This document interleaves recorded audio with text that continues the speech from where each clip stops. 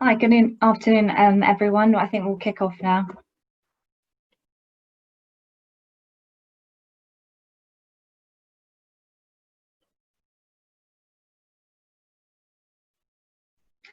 Hi, and welcome to the Council of Tall Buildings and Urban Habitat UK Chapter event. How have we adapted to become resilient during our toughest time? Our four industry leads will share how they've been able to continue delivering during these times and present lessons learned. So first and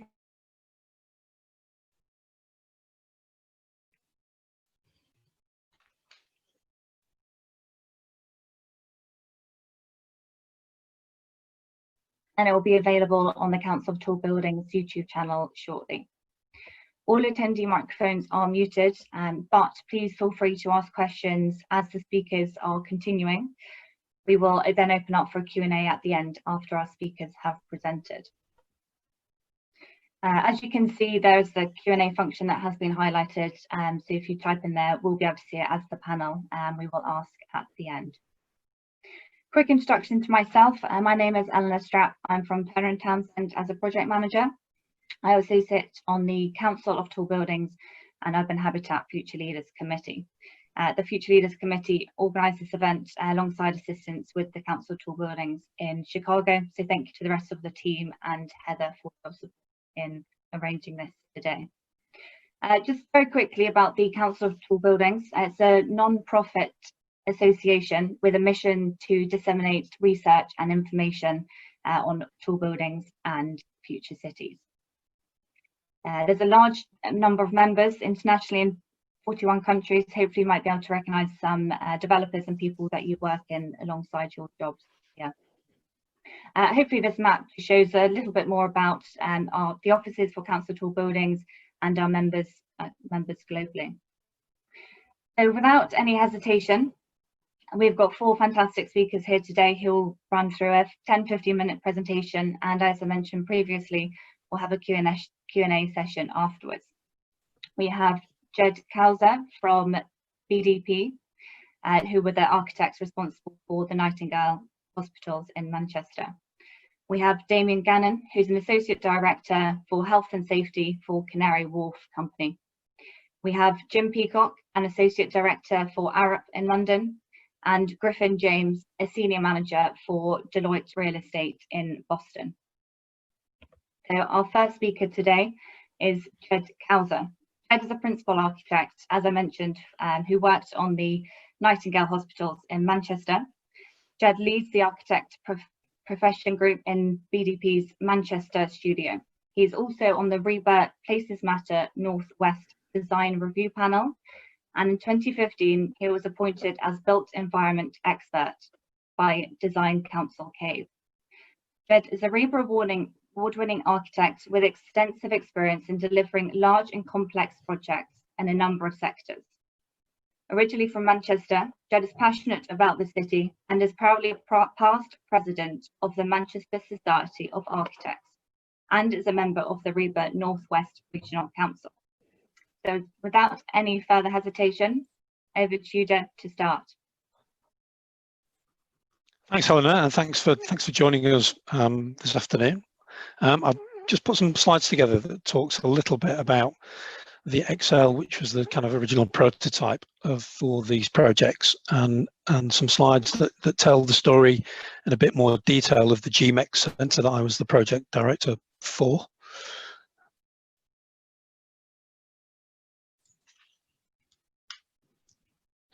And we've got studios across the UK, which placed us really well to take on this sort of immense task, because we basically got the commission to do 6 of these emergency hospitals across the UK and have delivered about 8,000 beds within them. We worked across a whole range of sectors, but healthcare is a really important sector for us. We consider ourselves to be the market leader, if not one of the market leaders in the sector. Have done some really big and impressive hospitals over time, and we also interdisciplinary. So we had all the disciplines kind of available to contribute to these projects. So the pandemic is something that the UK has had to deal with, and it's a kind of a completely sort of unprecedented sort of scenario. And one of our directors, a guy called James Hepburn, as M&E director, had a conversation with somebody from the NHS to work out how we might sort of respond to this by increasing the bed base for infected patients. And the idea about sort of using exhibition centres came out of that discussion. And there's some really good reasons why they're perfectly placed to provide that emergency healthcare facility, which I'll come on to. So that's the Excel sort of plan. It's a really kind of open plan, great big space of a building. But each of these exhibition centres all have a common sort of set of attributes, as you can see on the screen, which these emergency sort of facilities really need. Power, security, good drainage generally, accessibility to waste and sort of drainage systems, the ability to create good access and good flows throughout the facility. And because they generally deal with larger numbers of people, 4 to sort of 10,000, the fire strategy is easier to achieve, and traffic management also is good. And they generally have kind of outbuildings that provide facilities for goods sort of coming in and coming out. And that common theme was developed across all of the projects. That's the Excel, as you can see, and one of the startup meetings. And you can see that the Army were really involved right from the outset of all the projects, not necessarily from a technical viewpoint, but they taught us to and instilled upon us the importance of thinking about the project in a very different way, thinking about getting big problems solved.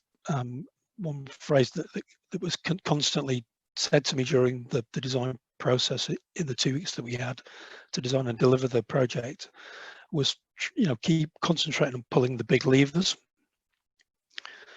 which is what we did. There are kind of hundreds of stand-up meetings, big drawings, big decisions, and that's the sort of nearly complete sort of Excel facility that was built from an exhibition system called SODEM.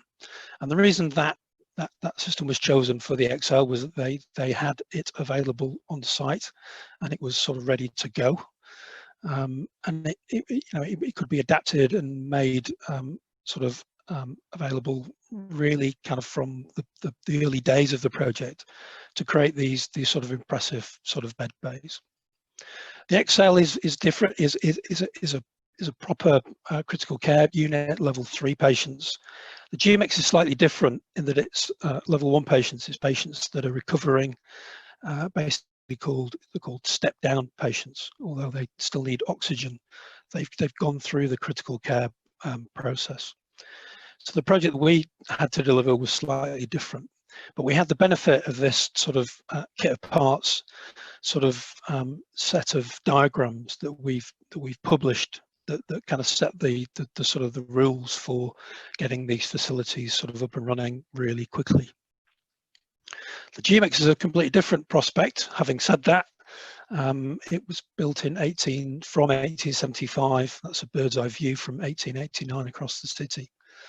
And it was a listed building, grade 2 listed, grade 2 star listed. And I'm just going to tell a little bit of the story about how we've converted that building, which then became an exhibition centre, into a field hospital. The numbers are pretty impressive. We're talking about 14,500 square metres of floor space to create 750 beds that was designed from scratch to completion in 2 weeks. It was a lot of long, hard days across all of the supply chain. And this is Central Station in 1910, and it was a train station up until the kind of late 60s, early 70s, at which point it was converted into Manchester Central, which is a fantastic exhibition centre. And the guys there really contributed fantastically to the challenge that we faced. Again, the Army were really important in the process. They coached the client to really concentrate on getting big decisions made at the right time in the right order. They kind of patrolled and made sure everybody adhered to the social distancing rules as much as possible.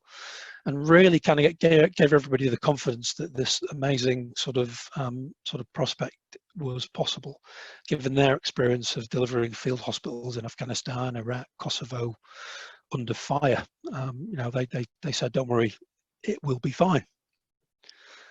We also dealt with David Anderson, who was the sort of the infection control expert that got brought in by the NHS E&I to really give us very good strategic advice about really kind of high level infection control issues, about generating safe flows across the building to get people in and out, to get goods in and out. So this is a GA plan of the building as we walked into it on that day one, with Mott MacDonald project managers, with IHP, Vinci and sort of McAlpine, the contractors, along with the supply chain and the army. And I'm just going to quickly overlay. I haven't got time to kind of go through the plan in a massive amount of detail, but I'll just overlay the change and the intervention that we had to make the building work. And it was to produce 750 beds all with oxygen, some with pressurized oxygen called CPAP, really fantastic staff changing facilities, staff showering facilities, really important facilities for getting changed called donning off and donning on, 100 space mortuary, also really clear sort of goods in and goods out. And because these patients were all at level 1, they kind of needed toilet and showering facilities. So we did a lot of detailed drawings to produce those facilities, and the contractor did a fantastic job producing these series of spaces from scratch using a really kind of clever temporary sort of hoarding system that's got a healthcare sort of track. We worked really hard to make sure that the mortuary was designed in a very sort of sympathetic and sensitive way. And the flooring, it's incredible, 14,500 square meters of vinyl flooring were ordered and manufactured, ordered and laid from day one. There's a series of sort of temporary sort of structures to make sure that all of the external kind of components were weatherproofed and heated. But the real big challenge was getting the sort of oxygen ring main within the building to get oxygen to each of the beds. We communicated with the design team. We had some people on site, some people working from home, modeling in Revit. So there's an awful lot of hand sketching going on, you know, and maybe that needs to happen kind of more often to communicate the ideas to the client in a very quick and effective way. We had 2 opportunities to get briefing information from the NHS, kind of mid to late morning and late afternoon, early evening. So these drawings were fed into them, and we got the answers back sort of at the next session. There was really good supply chain connectivity, which meant that we could deliver and draw things that could be made on time. There was an awful lot of off-site prefabrication. Again, that was really important to make sure that the program could be met. NG Bailey, the M&E contractor, had 6 lorries doing a continuous circuit, dropping manufactured components off at the site and going back to the factory to pick more up for the things to be built. On-site mock-ups really were critical to get the proposal signed off. So this is one of the 750 single bays that were made as soon as the hand-drawn sketch was produced. We had 20 people around that sort of mock-up to get that signed off to allow all of the components of it to go into manufacture. We had the benefit of live vehicle tracking. So if we had to work out whether an ambulance could fit through a particular gap, they gave us one to try it. The construction got underway really very quickly, and there was a kind of a real impetus to create this facility of the highest quality that could be made possible. I think at the height of the construction activity, there were 1,000 people on site.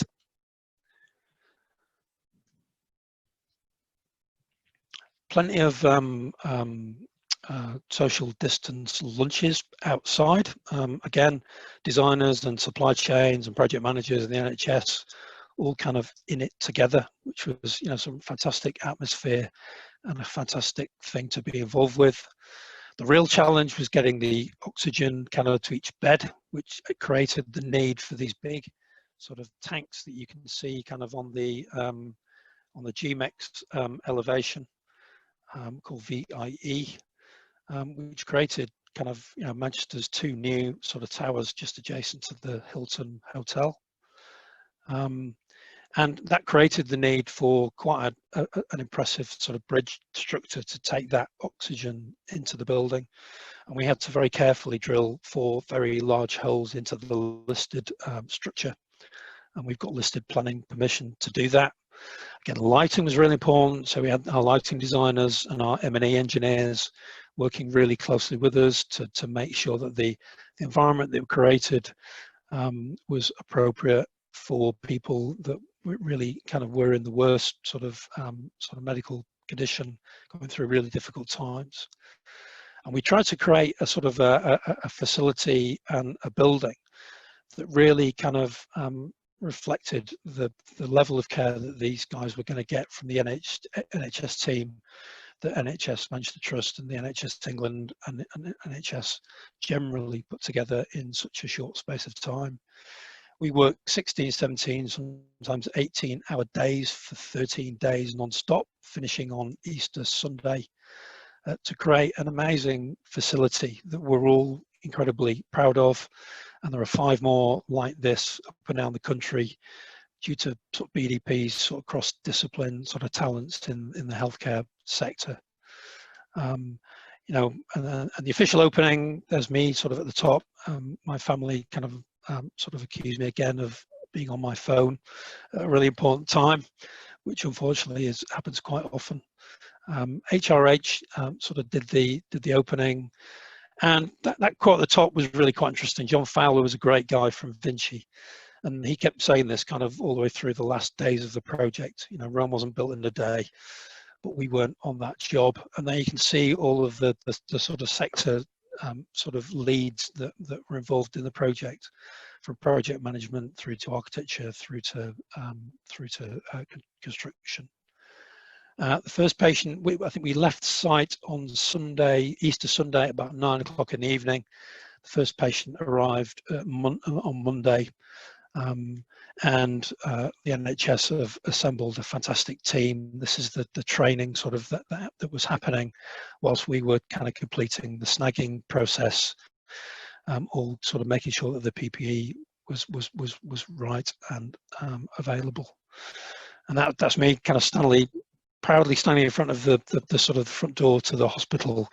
You know, I had a fantastic team of architects and engineers sort of behind me who worked amazing sort of hours, really talented group, and we're all really proud of what we've achieved. And the NHS has done an amazing sort of job in confronting what is a terrible pandemic for everybody in the UK. And that was taken yesterday, or maybe the day before yesterday. And you can see they're all really happy with the facility that we've delivered for them. Thank you. Fantastic. Thank you, Ged. I think the more you see about that, the more you can't quite believe how you all did it in 2 weeks. Yep. So next up, we have Damien Gannon, currently an Associate Director at Canary Wharf for Health and Safety. Damien's responsible for overseeing the health and safety for all Canary Wharf's construction work. His role involves the development and implementation of the safety strategy, management systems and policy across all projects, coaching and motivating project management teams to deliver a world-class safety performance. Damien also assists the project teams with future planning and significant risk management, helping to develop a holistic approach to managing health and safety across the organisation, where applicable, help drive improvements in processes with safety critical elements and work closely with the Canary Wharf facilities and security departments. So over to you, Damien. Thanks, Elinor. Thanks for the opportunity to speak to you today. Yes, my name is Damien Gannon. I'm the Associate Director for Health and Safety. Today, what I'd like to do is just to give you an overview of how we've adapted and how we've managed during the pandemic here at Canary Wharf.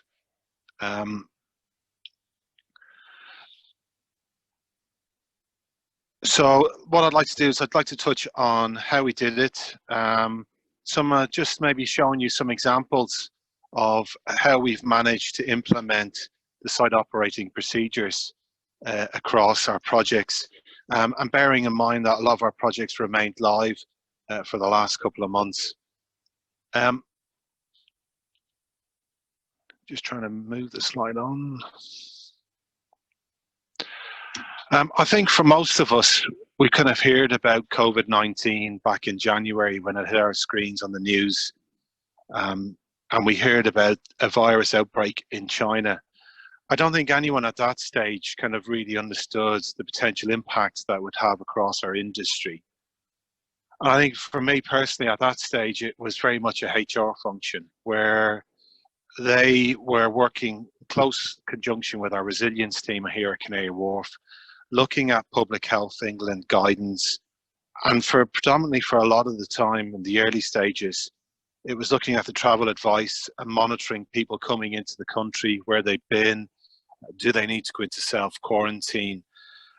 And at that stage, you know, it was very much, as I said, a HR function, and it didn't really kind of hit my radar in the such of how are we going to manage this on our sites. I remember personally attending a Six Nations rugby match in Twickenham on the 23rd of February. And, you know, that stadium was full of 70,000 people plus. And to think about social distancing was far from my mind. You know, it was just unheard of, and we didn't really think about it. But then towards the end of February, beginning of March, things really started to pick up pace. And it really started to have an impact on the operations. You had a lot of people, a lot of trade contractors, a lot of individuals that were really, really scared of this. And they were worried about coming into work, and they were worried about the transmission, and they were worried about how this was going to impact their livelihood. And for us as an industry, you know, we had a massive information overload. There was lots of things that were coming towards us. There was lots of different information from Public Health England. Our resilience team were monitoring the situation and how various different European countries were starting to be impacted by this. I think a lot of people in the UK were worried how it's going to hit the UK and how we're going to contain this. And for the very early stages, it was about isolating, trying to contain, and trying to monitor the situation very, very closely. At the same time, the government said that construction should continue. And there we had a difficult decision as an industry and as a company about what projects had to remain live and what works were to be undertaken. And I have to commend Build UK and the Construction Leadership Council, because at this stage, there was a small working party that developed what we know as the site operating procedures. And this gave us, as an industry, very, very clear guidance, and as a principal contractor, very, very clear guidance of what to do, how to manage things like travel to work, the welfare arrangements, the planning activities, and, you know, first aid and emergency response. So it was our go-to. It actually helped us give us direction, clear direction of how to operate safely within our environment. But you know, having a set of guidance is one thing, but as a business, we had to review what works we were undertaking, the scale of the operations, and then some decisions that had to be made in terms of reducing the numbers on site. And that happened naturally. People were worried. People didn't want to come into work. So there was a number of trade contractors that decided that for the sake of their well-being of their staff, they decided to reduce the numbers on site or not come in at all. And that meant that we had to reassess the sequence of works, what works were taking place and what was important. At the same time, a lot of our project teams had delivery dates you know, PCs that they had to meet. So they were working tirelessly to try and just rejig and reorganize. And it was a very dynamic environment, We also introduced some management controls, things like audits to ensure compliance across our trade contractors. You know, we still had to fulfill our duties as a principal contractor, but also systems that will enable people to work safely across our projects. What I'd like to do now is I'd like to just show you some simple examples of, I suppose, the ingenuity of what happened on some of our projects. The top left screen, we all know them now as these plastic perspex screens that we see in our supermarkets. But this was something that was never there, that we had to install. And it was about keeping our frontline work staff, you know, keeping them safe. This was a high traffic area. This is a security desk. It was kind of a main point of contact for people coming onto the site.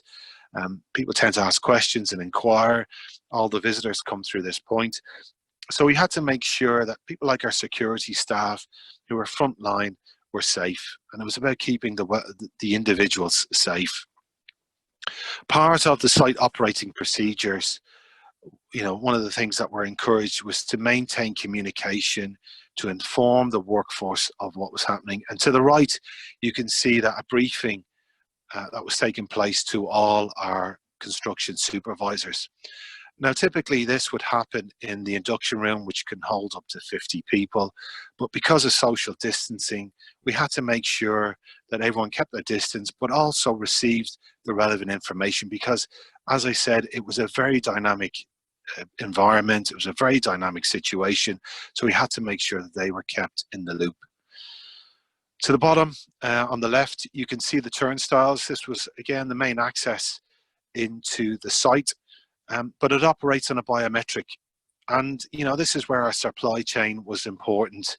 You know, technology is great and it's really, really important. And there was lots of changes and innovations in technology to help manage the situation. But for this works on a biometric turnstile. And as you can imagine, at that stage, when you have a site of 1,300 people, they don't want to go through a biometric turnstile. So we had to speak to our supply chain and how do we overcome this situation, bearing in mind it's linked to a roll call. So if we had to evacuate the site, how are we going to account for all personnel? So again, speaking to the supply chain, they came up trumps. We're able to supply a solution which made us have a card reader instead of a biometric, and we were able to account for all personnel on site. On the right hand side, you can see some of the sinks that were installed. Ordinarily, this isn't on this wall. This is just the walkway out of sight, and it allowed the workforce before they left the project to be able to, you know, wash their hands and maintain that hygiene that was so important to reduce the risk of transmission. Another few examples. Vertical transportation, probably one of the biggest challenges and still is for the sites, is how do we move people around our tall buildings. And you see there in the top left, a hoist that typically would probably carry 20, 25 operatives up the building and drop them off at various different stages. But that's not possible. That's not possible from a social distancing perspective or a reduction of risk of transmission. So we had to come up with solutions where we are able to partition off some of the workforce. So when they're in that hoist, they're segregated, they're kept away from individuals. And that's what it was about, was trying to keep individuals, come up with solutions to segregate individuals and try and maintain some form of social distance or partition them off. To the right of that, you can see, again, just some of the things that we placed around the site, markings on the floor, things that we've come to know as normal now in supermarkets and in retail malls, but just simple ways of being able to segregate the workforce and maintain that social distance. And to the bottom, you can see the welfare, changing some of the meeting rooms into additional welfare facilities where people can change. To the right of that, you see our canteen, where we've moved different chairs so that, you know, it's one individual at a table, but also looking at our facilities and how they're able to cope with the numbers on site and maintain a certain level of social distancing. And for example, in the canteen, during the first few months, we offered free food or packed lunches to the workforce. So it meant a reduction of transmission. It meant that they didn't have to handle money, or our canteen operatives didn't have to handle money. The food was prepared, it was given to the workforce. And these were some of the things that we did just to help and assist with the reduction of transmission, but also making sure that our sites were operational during this period. So there was lots of hard work that went in, and I have to commend the team and the logistics team across all our projects and the efforts. You know, it was a team effort. It wasn't down to an individual. And I can honestly say that it was a very stressful time, and people had to adapt very, very quickly to the challenges that they were faced. We still, as a principal contractor, still had to maintain our duty of care.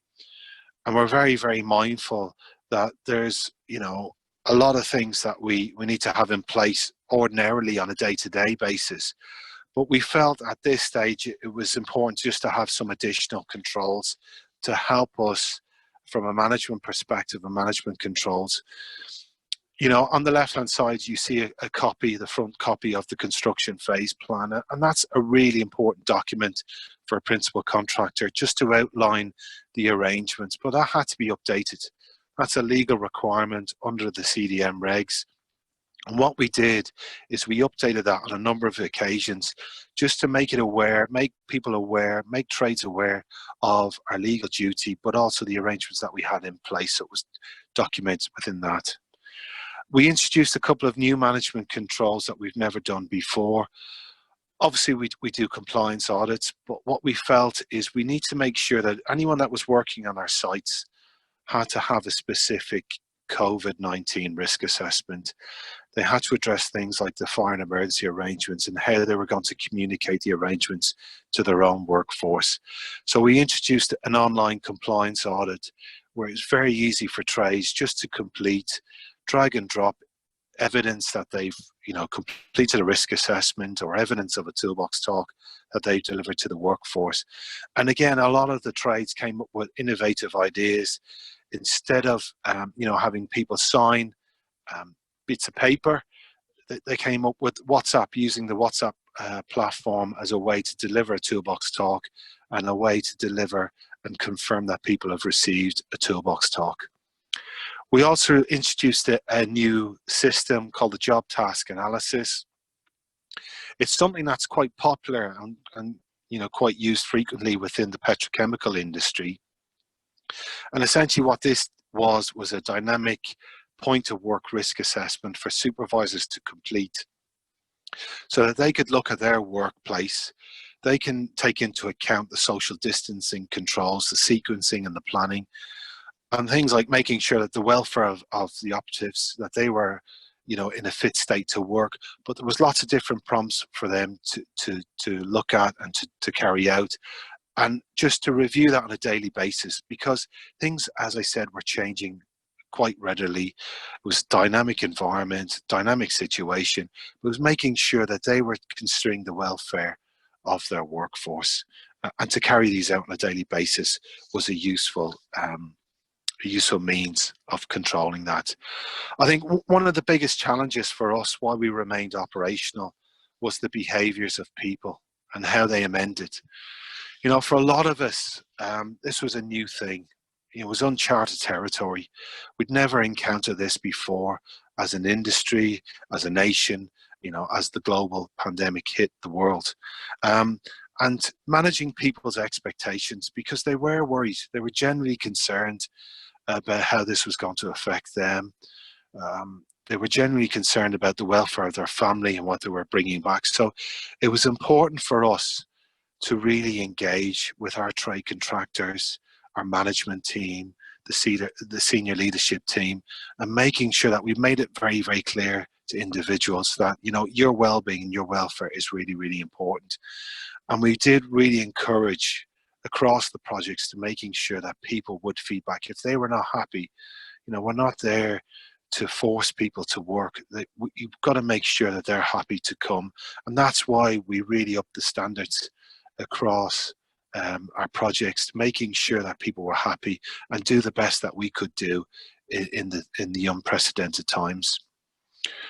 So there's some of the things that we kind of adapted to, but I just want to talk about, you know, the future of the construction industry and the future for the sites, and where do we see this going. Firstly, our priority at the moment is to keep our sites COVID secure. This hasn't gone away. This pandemic has not gone away. This virus has not gone away. Although the restrictions, the lockdown restrictions, are being reduced weekly, but we need to make sure that we maintain the standards. We envisage, and we have seen over the last couple of weeks and the months, an increase in number of operatives to the projects. But what we've done as a company is we've provided with additional facilities. You know, we've made sure that we've kept the standards going. We've made sure that things haven't dropped off. The communication and the engagement hasn't dropped across our projects. One of the other things that we need to be mindful of is the roadmap to recovery. Our industry, and I suppose the economic downturn, has been massive. In the last month, obviously, a 20% shrinkage in our economy. So as an industry, as a construction industry, we need to be mindful, and we need to have a roadmap to recovery. And the Construction Leadership Council, again, have stepped up and devised a strategy, you know, to look at restarting projects across the UK, increasing productivity over the next 3 months, reset, you know, driving demands, looking at the supply chain, how we can increase our productivity over the next 3 to 12 months, and how do we address that and keep projects going, and what's in the pipeline. And then also to reinvent us as an industry. You know, this is a moment and an opportunity for our industry to look at how do we transform ourselves? How do we deliver better value? How do we include cooperation, collaboration and partnership with all aspects, with stakeholders, with clients, with designers, and using this as a springboard where we can really increase our recovery as an industry. You know, I'd be remiss today if I didn't talk about well-being, and I think this is something that everyone has had on their radar. You know, whether it's your own personal well-being working from home, whether it's been your family's well-being, you know, looking after the children or schooling the children at home or returning to work. But our industry is notorious for, you know, the statistics are harrowing when it comes to the suicide rate in the UK. 2 individuals every day commit suicide within the construction industry. And, you know, I can only see that well-being is going to become more and more important, both from a principal contractor perspective, both as individuals, but also looking at the design of our buildings and how do we take into account the well-being of individuals, and how do we improve the well-being of individuals? How do we improve the well-being of individuals as employers, as managers, as team leaders, as designers, as principal contractors, as builders? There's so many different aspects to well-being. You know, it's something that we need to take on board and learn the lessons from this.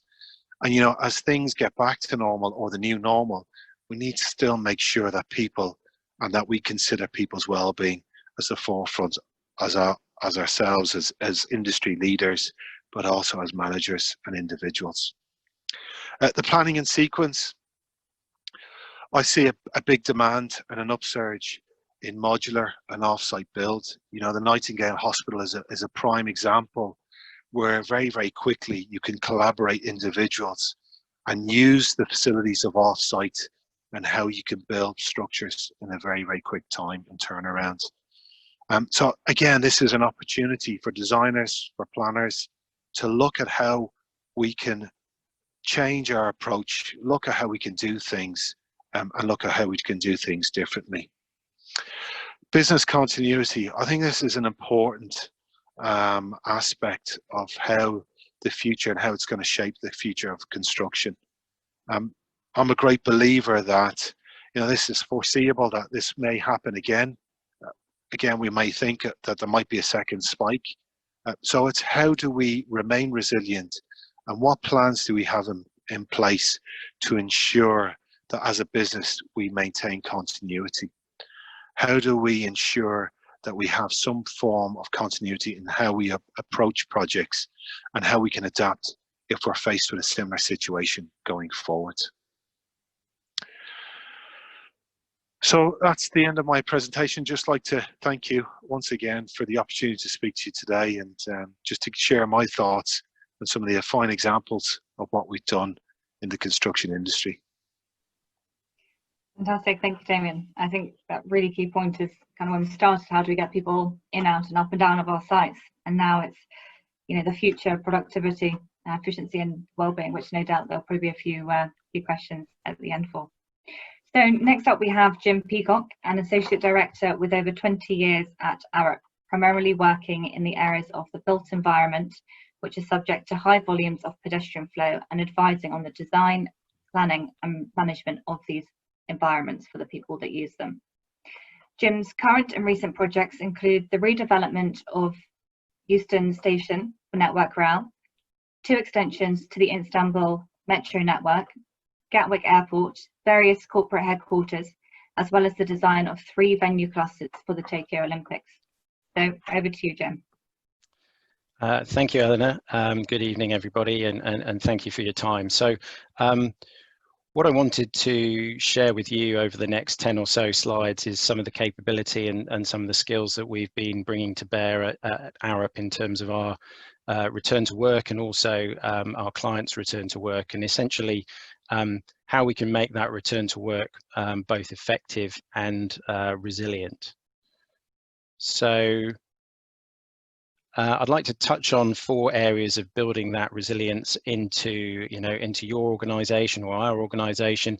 So technology, the types of tool that we can use to assure our return to work, processes, what can we plan for to make sure things run smoothly, people, making sure that our people feel both reassured and safe, but also that they can be productive. And then lastly, how can we potentially reconfigure our assets as we move into the new normal? So on the technology side of things, and I'm a bit of a modeling geek, so this is there's a few slides on this type of capability, but Mass Motion is a pedestrian simulation tool that's developed by Arup. We typically use the software to model environments that are subject to high volumes of pedestrian movement, so stations, transport interchanges, airport terminals.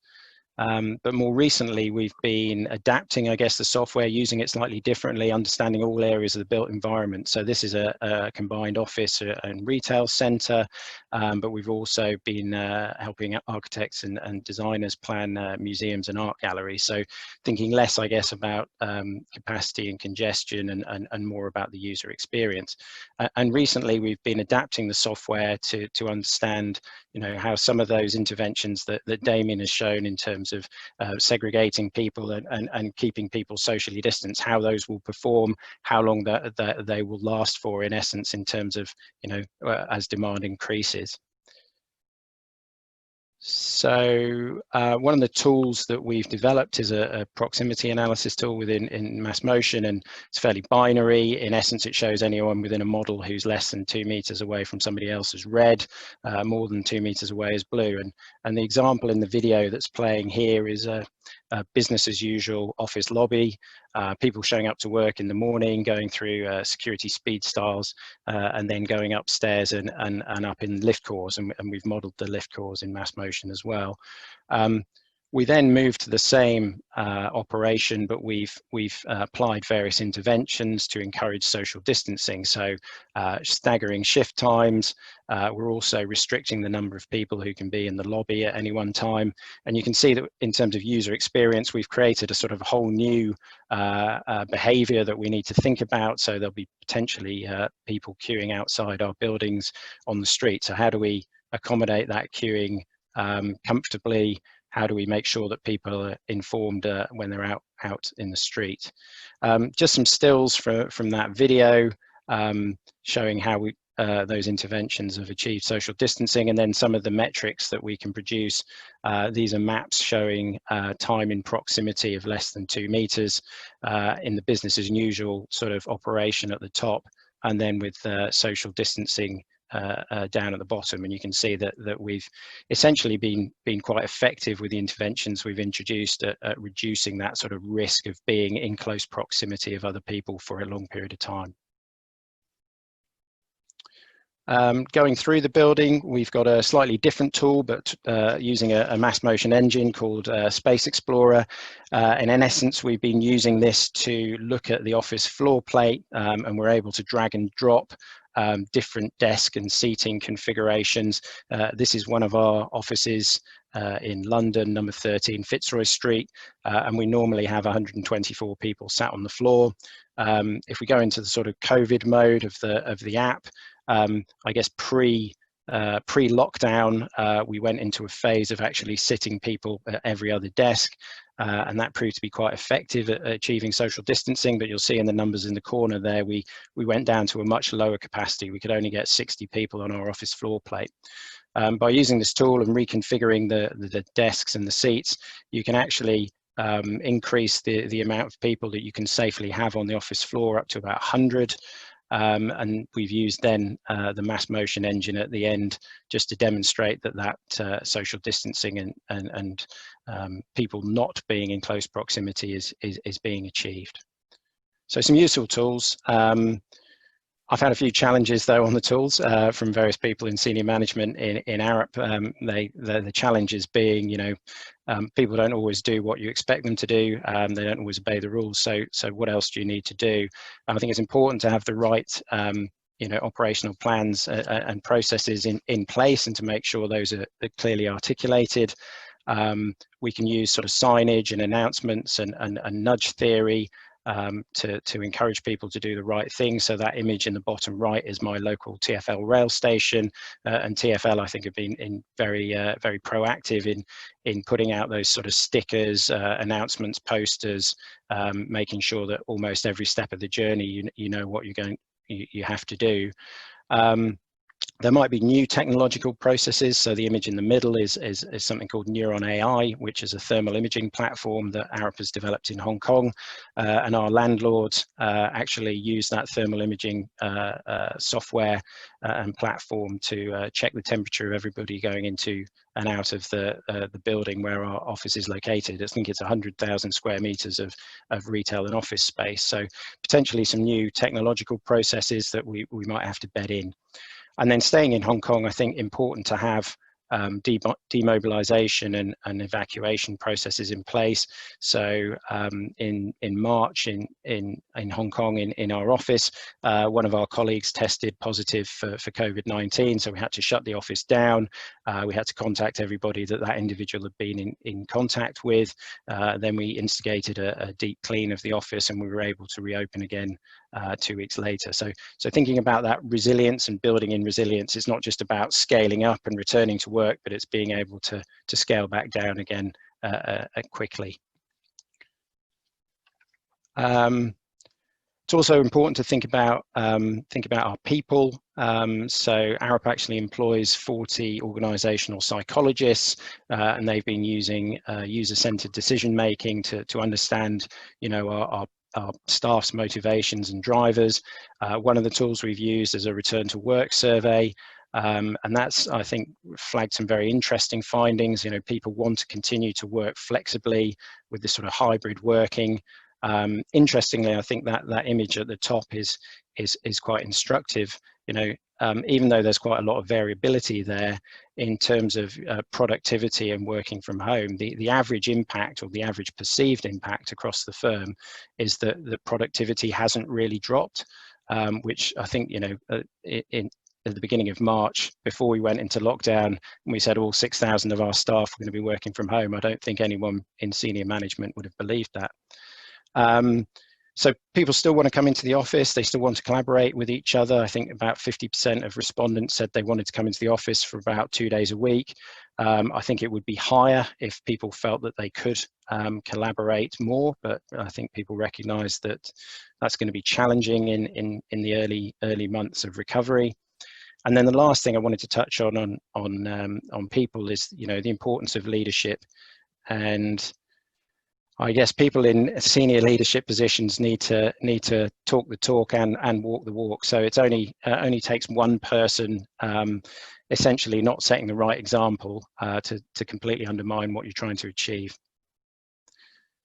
Lastly, on assets. So our engineers certainly our vertical transportation engineers are working closely with our facilities management team in terms of designing out touch. So they're looking at touch-free lift app-based calling systems and potentially configuring our banks of lifts to operate in one-way mode. So removing those cross flows of people and promoting social distancing. And our mechanical and electrical engineers are looking at ventilation systems, how we might use filters and UV light to effectively remove the pathogen in the ventilation systems. And thinking about Ged's presentation earlier, we have been providing this advice to Copenhagen Hospital. So those are the sort of 4 areas I wanted to touch on: technology, processes, people, and assets. Hopefully there's some useful pointers for your line of work and for your real estate portfolios. And thank you very much for listening.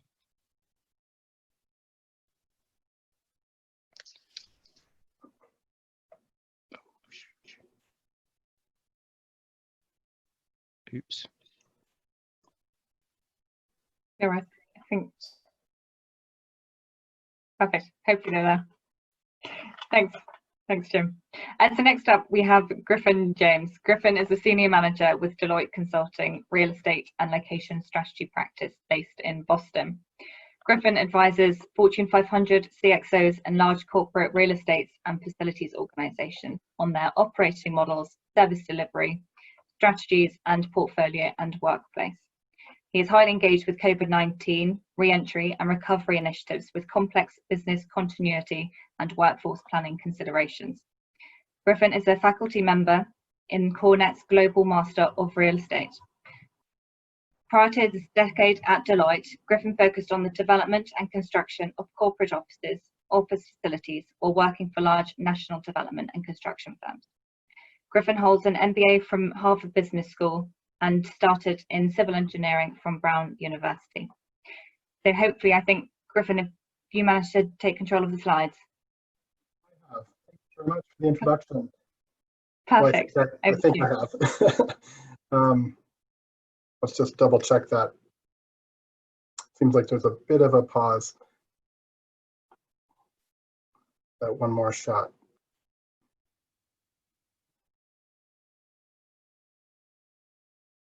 Perfect. I think you should have it.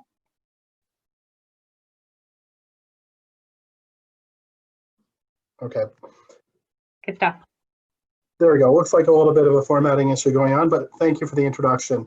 This is Griffin James, and I'm part of Deloitte Consulting's real estate and location strategy practice, which focuses on really the business drivers for a lot of what we've been talking about today.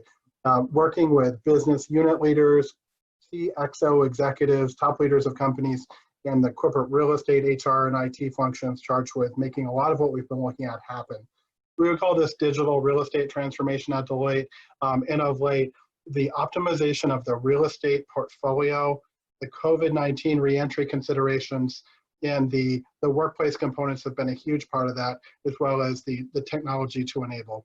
And I just point this out because some of you might know Deloitte from other contexts, such as your audit firm or risk advisors or other types of work, but I'm coming at this from the management consulting side and how we'd get to some of these COVID-19 reentry discussions that have material impacts on tall buildings, the urban habitat, and how decision-making will affect demand for this types of space, services, amenities, and technology going forward.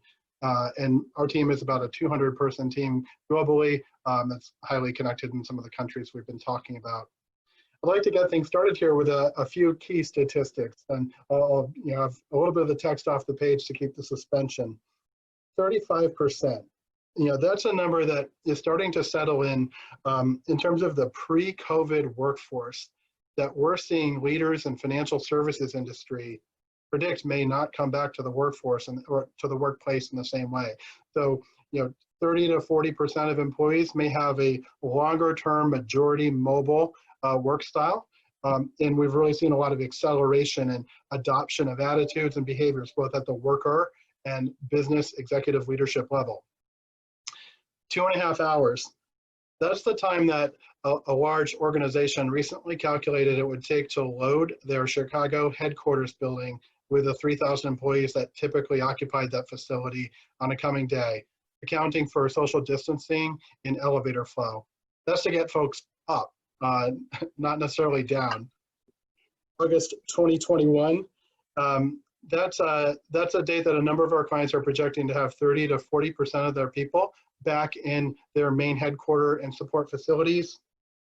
And 25%, that's the constraint that a number of them are working with today under phase 1 conditions as a first step. An important point here is, we're pretty much past the immediate response phase at this point, the early crisis response and how we are going to deal with this. And really the focus is on recovery and what the new or next normal will look like. At Deloitte, we're organizing that thinking into 3 buckets around respond, recover, and thrive. A lot of the really impressive stories we've heard about so far today on the webinar, really compelling tools and projects, and have been around response and some initial phases of recover, how we move forward. Deloitte, my major focus is on taking a changing environment, thinking about the scenarios around that. What does it mean for the decisions that are made around the real estate portfolio? Looking carefully at the capital projects involved, the lease expirations coming up, considerations around owned sites, and laying out options for the business to work with to make decisions. No one has a crystal ball around whether there's going to be a vaccine, something like that, but our clients, and you're sitting on a real estate portfolio of a few million to 100 million square feet, planned moves, changing business requirements, a pretty complex task. And at the heart of it are some of the tall buildings and the urban environments that are near and dear to so many call. Conscious of time and briefly here, I would point out that in financial services, which is combined with technology, those are the 2 largest office occupiers on the big transactions. We're a prioritization based on roles and function first and foremost on who comes back and when, followed by geography, since it's panning out locally in many respects, and the different local, state, provincial, country regulations come into play. So it's not really a one-size-fits-all. And solving for workplace density in the near and short term is really a top priority. We're seeing a lack of urgency to get back into physical space on the part of these largest financial services companies who want to make sure they take the right steps to provide a healthy and safety workplace that respects the changes that are happening in work and how work is being delivered, and contemplate some of the lessons learned from early re-entry markets like in Asia, where some organizations have been able to quickly ramp up from 25% to 75% back in the office during their early phases of re-entry planning. I realize some people may need to drop us. We're at the top of the hour, so I'll hit on some of these other key points quickly. When we think about business continuity and the who goes back and when, we have a framework to think about where are we horizontally on the low public health risk to high public health risk, both from the work and activities being performed and the locations themselves. On the vertical axis, what is the feasibility of remote work, low to high? And I think we've all realized, and importantly, business executives at the top level have realized that feasibility is much higher than most people knew or would have accepted previously. So that's where we get back to that 35% number. Whether it's 20% or 40%, it's still a big number of people who were not predominantly working remote before, and there's some implications for demand for space and amenities. Typically, in these types of discussions, we're working with cross-functional teams and leadership teams to address the types of actions shown on the page, whether it's around the workforce angle, that really drives a lot of this. What does the workforce look like today? How is COVID-19 not just affecting how they work, but maybe the workforce itself will be a little bit different too, right? Gig economy, different types of ways for work getting done, the acceleration of the future of work. Combined with on the facility readiness side, thinking about the scenario planning, both at the asset level and at the portfolio. What are some of the what ifs? Nobody has the exact answers, but can we at least lay those out and put some guidelines around the roadmap that we put together? Regulators and like OSHA or CDC in the US, and I'm sure others in Europe, are starting to implement or suggest standards, which take some of our traditional workplace levers off the table, or at least partially off the table, currently discouraging the sharing of equipment and seats in certain types of offices. So a lot to think about in that facility readiness point.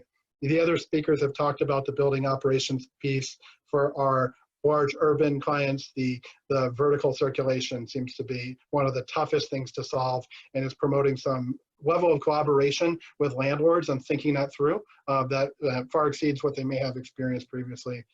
And then to Damien's area, the health and safety component, all sorts of new technologies coming forth around screening, testing, contact tracing, tools that will help identify proximity, send appropriate alerts, tie that to badge access. Do not let people in the building that have had contact tracing issues, and are they self-certifying their health and wellness at the same time. I'm going to probably skip a few pages in the interest of time and just make a few points here. As I thought about the Council of Tall Buildings and Urban Habitat, I appreciate the mission of the organization and the different perspectives coming to the table here. What I would say in the COVID-19 context, there's all sorts of demand implications, right? Increasing space per person, an evolution in demand for seats and for space. Probably too early to say exactly, is that going down to a certain number or up in certain types of assets, but it's definitely being affected. Constraints on ability to share, rethinking the mix of space, and changing expectations for services amenities when employees come back. We're seeing that the going to the office being a far more intentional and thought out activity for an employee in the future, and not just eventually an employee, but also visitors, clients, customers, contractors, and consultants like me. On the supply side, we're entering a tenant market. There's typically a lag when a downturn affects the market for real estate. And so being conscious of the conversations that tenants and landlords are having and a level of collaboration and empathy that needs to be brought to the table. That's an area where we're seeing change. Reconsidering of co-working arrangements, at least in the short term, that had been a lever for flexibility that was very important to a number of our clients in being highly affected. And finally, the construction activity required to actually move. Certain industries are not essential in certain markets or may be affected by different shutdowns, and it's really constraining some of the execution of these plans, as well as the risk exposure of the third-party vendor base. So third-party risk management, the many folks that do facilities management and construction management, whether you have an outsourced arrangement or not, stress testing that vendor base, understanding what they're going through and how you should partner with them to ensure your business continuity is in place. There were some great takeaways at the bottom here. The slide format seems to be conspiring against us, but success factors here: flexibility, innovation, collaboration, digitally enabled, and technology enabled, all very critical things to think about, no matter whether you're an owner, occupier, like I work with, architect, engineer, contractor, etc. So appreciate the opportunity to provide this different kind of perspective today. Learned a lot and happy to yield for questions. Fantastic. Thank you, Griffin. And so that draws a close to our speakers. I believe we've got a few questions that I will run through and ask presented. I appreciate we're slightly over. We'll do sort of 10 minutes or so. Hopefully people can hang on if they've got questions, then will just be asked, and we'll take it from there. We've got one of the first questions: with the people getting used to working from home, would the demand for offices and office spaces be reduced? I don't think this is to anyone in particular. So answers to the board on that one. I think this is Griffin jumping in. I know I mentioned this in our discussion, but certainly the demand on a space per person goes up, right? And I think that what we're solving for is, given the nature of the future of work, the changing requirements of the workforce, and increasing adoption of mobility.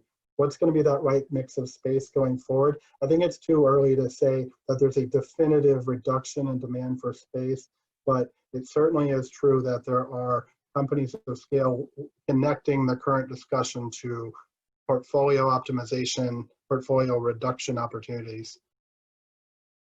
Well, I don't think the industry has coalesced around a metric or even a definitive conclusion in that respect. Okay, I will. Somebody here, they've had to leave, but hopefully we might be able to catch a response from the video afterwards. They wanted to ask about what kind of preventative wellbeing projects are being created currently. A lot of what's been discussed seems very responsive and could probably inspire future projects, but what should we be working on that can prevent wellbeing related crises? It's a tricky one. If I could maybe answer that, so I think we need to consider you know, health surveillance of our staff, of our employees. I think also we need to consider, you know, the stresses and strains and what they're under. I think how that can impact. I think we need to have support mechanisms, preventative support for them to tap into. But I also think that we need to look at the building design. I think that's key, making workplaces a happier place to work in, to draw people in. You know, if we're going to think about that there might be a reduction of numbers in our office spaces, then we need to make the buildings as best they can be and serve the functions and also serve the needs of the clients and the tenants, and make sure that we consider the well-being of people in those spaces. Thank you. We've got a couple more that we'll try and do. One for you, Jim, and I think one that was quite interesting from Griffin's talk with the stats that it was looking like August 2021 might look at a 40% return back to offices. And so one for you, could you give an example? Could you give an example of role modelling desired behaviours when we can return back to work? Yeah, I mean, obviously I showed a couple of rogues on one of my slides, but you know, I think leaders are critical because their behaviour sets the tone, and you know, I think our team of organisational psychologists would recommend specific training for leaders and actually rehearsing some of the behaviours, because you know, it's quite easy to sometimes accidentally slip out of these new procedures that we might have to move into. I think actually, you know, even moving away from the leaders, sort of operational facilities management staff need to be there and demonstrating the correct behaviours from day one. And actually, you know, there's certainly been discussion around, you know, having you know, quite obvious and more visible sort of cleaning schedules and cleaning arrangements to help with that sort of psychology of people feeling reassured in the office. So those are some of the behaviours that could be important. I would add there that you know, the 40% was an example of a profile financial services company, but there are certainly additional examples of large Fortune 200 companies that don't intend to return till deeper into the fall or even early 2021. And ultimately, the when decision is, you know, it's a very near and dear decision for the organization on what's right for them. And as consultants and advisors, we can, you know, lay out considerations for that, right? But I think the when really gets to the heart of the matter, and what, you know, the values and the risk profile and the core business considerations of each organization. Thank you. Hopefully we'll do one or two more questions. On, I think, another one for Jim, with your interesting stats on the working from home. Interesting to see the reliance on working from home. Have Arup revisited their business impact analysis for their BCC plans, i.e. what would happen if the internet went down at this time? Yeah, absolutely. There's a lot of work gone into business continuity, and you know, actually, I'm sure it's probably true of a lot of companies, but our IT has been absolutely fantastic since March. As I say, I don't think we weren't using Teams at the time. You know, working from home was was, you know, you were allowed to work from home, but it wasn't necessarily a typical thing to do. Most people came into the office, you know, at least 4 out of every 5 days, and we've moved into this new arrangement with all of our UK offices being closed. So yeah, business continuity massively important in that situation, and our plans, I think, are being updated probably on a weekly basis at the moment. Thank you. One for you, Griffin. I don't know if you can answer this. What are your predictions for the short-term and longer-term impacts on the real estate market? So I can provide some considerations around that, but I think I'll leave the predictions to the forecasters and things like that. We talked a little bit about supply and demand on this call, right? And I think a lot of the issues that we're working through now are demand drivers that will affect what the supply solutions need to be in the market. Typically, there's a rule of thumb that there's about a 6-month lag of when commercial real estate is affected by disruptions in the economic environment, and in this case, it's an external shock, right? And so, but a lot of the nature of this external shock is very near and dear to corporate real estate and facilities. So we're already experiencing, you know, changes, and there's definitely some winners and losers, right? I think hotel and retail being, you know, at the top of that list. So. I think that we have some materials online through Deloitte that could be helpful, considerations for commercial real estate. But certainly I think we've already started to see the impacts around whether it's liquidity, pricing, you know, transactions typically would still happen, but just at different rates and things like that. So we're already starting to experience it. Usually that impact is protracted and lagging to the shock. And a lot of it depends on the macroeconomic environment, specific geographies, specific industries. So lots of considerations to unpack there. Thank you. One for you, Ged. Amazing turnaround on the Nightingale development. Really inspiring. Stemming from another question, how did you manage issues or delays that unexpectedly came up? The program to constraint was a real challenge, but it was incredible how sort of proper collaboration kind of can get around issues like you know, things that we thought were insurmountable. Kind of, you know, somebody on the team generally kind of had a way around it. So it was a proper, really true cross-professional kind of approach to the problem, which meant that everybody owned the problem, from the client right down to the sort of supply chain sort of member. So we didn't really come across anything that we didn't get around. You know, sleep was a kind of a rare commodity, and you know, people did get sort of tired as the project kind of got towards the end. I think you know, it's easily the hardest thing that I've ever done, but definitely without question the most rewarding. And the idea about sort of having a really tight sort of process for getting the briefing organized, getting all the kind of elements of the project signed off as it was being manufactured was really key to getting problems kind of solved in a very logical kind of and a quick way. And the Army kind of made the really good point right at the beginning that we needed to think about the projects in a very different way from conventional projects. So, you know, don't worry about the kind of small details, you know, keep pulling the big levers. Thank you. Okay, one final question before we call it off.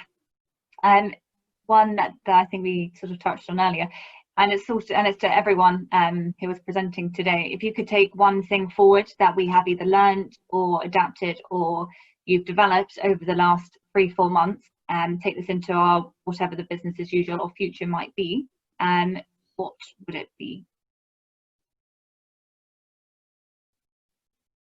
I think if I go first, I'd just pick up on the sort of the last point that I made to that last question, and it's all about working in true collaborative kind of way, so that problems kind of are owned by, you know, a cross profession sort of group. You know, we're all in this together, and no one individual, one profession is you know, has a solution to the problem. So I think we've really got to think about a sort of a cross-discipline, across sort of organisation sort of approach to problem solving, because these, you know, pandemic this pandemic is unprecedented, and we're facing problems that we haven't faced before, and we're all in it together. And I think we need to make sure that we keep that collaborative sort of impetus going. Fantastic. Griffin, Jim, or Damien, did you have anything to add? I could probably pile on that point that we've looked at this issue from a number of angles on this call, and that the collaboration and empathy and seeing the problem from different angles is more important than ever. And it's accelerating some connections that hopefully can endure after this, as we think about what are these businesses trying to solve for, what are people what are they worried about, and how can we come up with some solutions in the face of uncertainty. Yep. Yeah, similar point from me as well. I think, working from home, using Teams, I've seen the inside of people's houses that I wasn't expecting to see. I think that sort of, inclusive and, almost humane component of the crisis has really come through. And I think it's important to keep it. I mean, certainly in our office in London, we're very London-centric. We usually have face-to-face meetings and then dial in people from some of our regional offices, and that clearly puts them at a disadvantage. Whereas now we're all dialing into meetings and we've all got the same platform. I think that's been really, really powerful. Yep. Fantastic. So, Damien, did you have something to add? Yeah, I'd like to add that it's great to see the collaboration, and I think also to note that our industry is a lot more resilient than people may give them credit for. There's been a lot of innovation.